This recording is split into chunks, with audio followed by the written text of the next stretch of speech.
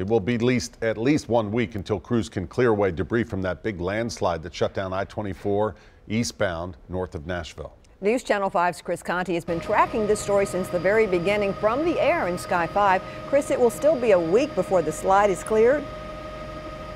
Vicky, perhaps even longer. The best news today, though, that we got is that it has started to get a little bit safer for engineers down on the ground who are trying to shore up this massive landslide that today we learned is about 500 feet in diameter. We can give you a better view from Sky 5 right now. Darkness is kind of setting on us there.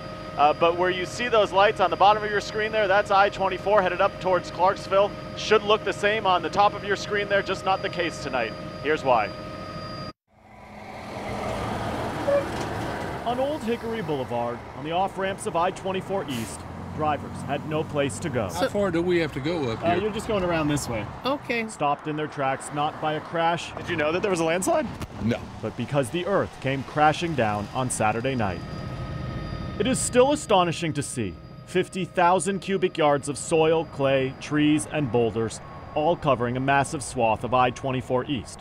Perhaps it's so fascinating to look at because none of it is where it belongs. It was the type of failure that we just would not be able to predict. Paul Degas is the chief engineer for TDOT.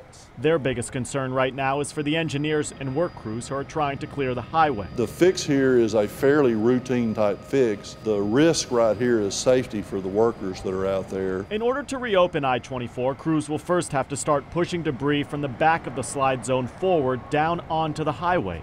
Crews on the ground will slowly start hauling that material off in dump trucks. And obviously for motorists, we can't be pushing material off from the top as people are driving by, so we're trying to work as quick as we can. Eventually, once the top of the slide zone is stabilized, engineers will backfill the area with blasted rock. Simply getting above the landslide, though, is not easy. It's steep and the land is still saturated. We can't put 50 bulldozers up there. There's just not enough room, so we're constrained by the size of the area and by, the safety issues. We don't want more material to fail and somebody get hurt out there. A massive amount of earth to move from a landslide that was equally unpredictable and still hard to turn away from.